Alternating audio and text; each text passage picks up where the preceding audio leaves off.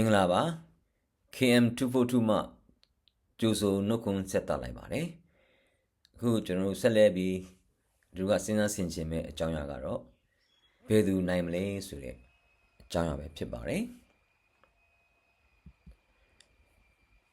ဒီပုံလေးမှာကြည့်မယ်ဆိုရင်တော့ခွေးဖြူနဲ့ခွေးမဲနှစ်ကောင်ကိုက်နေကြတဲ့ရန်ဖြစ်နေတဲ့အကြောင်းလေးပဲဖြစ်ပါတယ်ဆရာတယောက်ရဲ့ဝင်းကားချက်ကလေးကိုပြန်လဲတတိယပြီးတော့မှပြောပြချင်ပါတယ်သူပြောပြတဲ့အကြောင်းအရာလေးမှာတခါတော့က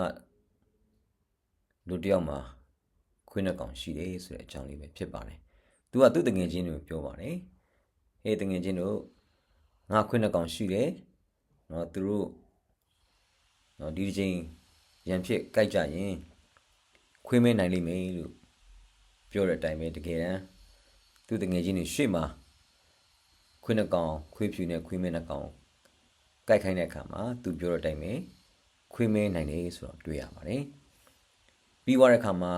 သူတငယ်ချင်းတွေသူထပ်ပြောပါတယ်နောက်တစ်ချိန်ဒီခွေးနှစ်ကောင်ကြိုက်ရင်ခွေးဖြူနိုင်မယ်လို့ပြောပါတယ်တကယ်တမ်းကြိုက်ခိုင်းတဲ့အခါမှာခွေးဖြူနိုင်သွားတယ်ဆိုတော့တွေ့ရပါတယ်ဒီအကြောင်းအရာလေးကိုဆင်ခြင်တဲ့အခါမှာဘာဖြစ်လို့ခွေးပိုင်ရှင်ကခွေးမဲနိုင်မယ်လို့ပြောရင်ခွေးမဲနိုင်ခဲ့လေခွေးဖြူနိုင်မယ်လို့ပြောရင်ခွေးဖြူနိုင်ခဲ့လေပေါ့နော်ကျွန်တော်တို့ပြန်ပြီးတော့မှအဖြေရှာကြည့်ရအောင်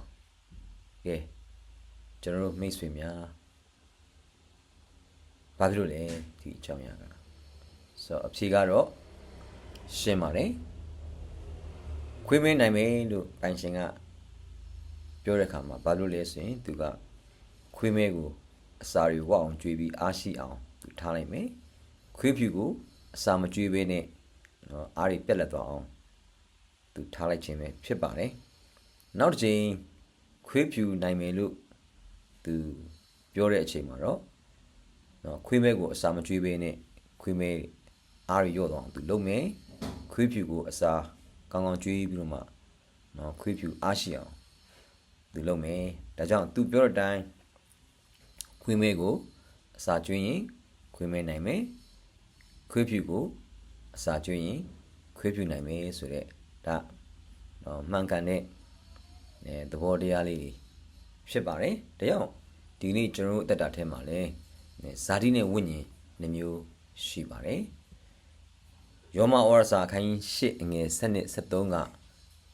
ဒီမှာဖော်ပြထားပါတယ်တို့ဖြစ်၍ညီကိုတို့ငါတို့သည်ဇာတိပဂတိအတိုင်းကျင့်ရမည်အကြောင်းဇာတိပဂတိဤကျွန်ဖြစ်ကြသည်မဟုတ်သင်တို့သည်ဇာတိပဂတိအတိုင်းအသက်ရှင်လင်သေရကြမည်ဝိညာဉ်တော်အပြင်ကိုယ်ကာယဤအကျင့်တို့ကိုသေစေလင်အသက်ရှင်ကြလိမ့်မည်တောင်ချစ်တော်မိတ်ဆွေကျွန်တော်ကသခင်ယေရှုခရစ်တော်ကိုမိမိတို့ရဲ့ကိုယ်ပိုင်ကယ်တင်ရှင်နဲ့အသက်သခင်ဖြစ်ယုံကြည်လက်ခံလိုက်တဲ့အခါမှာကျွန်တော်ရဲ့ဘဝကျွန်တော်ရဲ့အသက်တာမှာသဘောတဘာဝနှမျိုးဟာအတူတူကရှင်သန်လှုပ်ရှားနေကြပါတယ်ဇာတိနဲ့ဝိညာဉ်ဖြစ်ပါတယ်အဲ့တော့ကျွန်တော်ရဲ့ရွေးချယ်မှုကတိတ်အရေးကြီးပါတယ်ခုနခွေးဖြူနဲ့ခွေးမဲလိုပဲခွေးမဲကိုအစာဝအောင်ကျွေးပြီးခွေးဖြူကိုအစာမကျွေးပဲထားရင်ခွေးမဲကနိုင်တယ်ခွေးဖြူကိုအစာကျွေးပြီးခွေးမဲကိုအစာမကျွေးပဲထားရင်ခွေးဖြူကနိုင်ပါတယ်အဲ့တော့ကျွန်တော်ရဲ့အသက်တာထဲမှာလည်းကျွန်တော်ရဲ့ဇာတိနဲ့ဝိညာဉ်နှမျိုးရှိတဲ့အခါမှာကျွန်တော်ရဲ့ဇာတိကိုပဲအစာကျွေးမယ်ဝိညာဉ်ကိုအစာမကျွေးပဲနေမယ်ဆိုရင်တော့ကျွန်တော်ရဲ့အသက်တာထဲမှာဇာတိကအမြဲနိုင်နေမှာဖြစ်ပါတယ်ဒါပေမဲ့ကျွန်တော်ရဲ့ရွေးချယ်မှုကဝိညာဉ်ကိုပဲကျွန်တော်တို့အများအစာကျွေးမယ်ဝိညာဉ်အားရှိအောင်ကျွန်တော်တို့လုပ်မယ်ဆိုရင်တော့ဇာတိကအားနေပြီးတော့မှဝိညာဉ်ကအမြဲတမ်းအနိုင်ရရှိမှာဖြစ်ပါတယ်။ဒါကြောင့်ကျွန်တော်တို့ဖခင်သခင်ရဲ့နိုင်ငံတော်တာအောင်လုပ်တဲ့အခါမှာဇာတိနဲ့ဝိညာဉ်နှမျိုးရှိပါတယ်။ဇာတိကိုအမိပြုပြီးလုပ်မယ်ဆိုရင်တော့